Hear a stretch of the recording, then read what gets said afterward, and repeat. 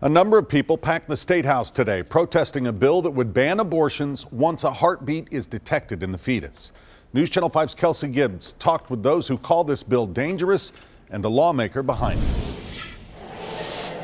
So a lot of people have called it the heartbeat bill.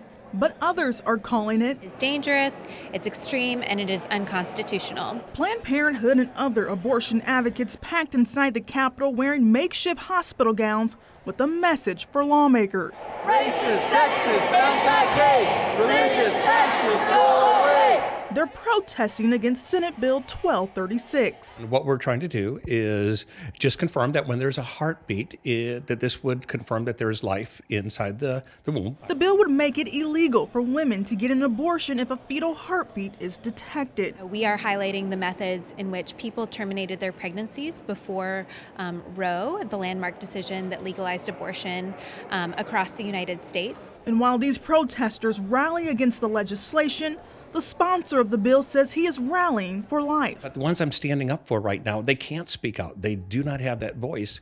And those are the ones that I'm speaking out for.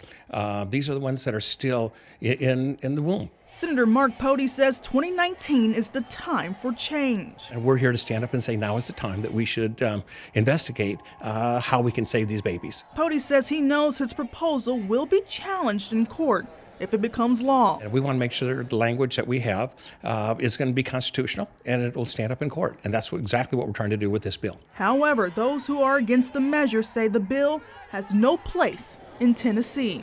Kelsey Gibbs, News Channel 5.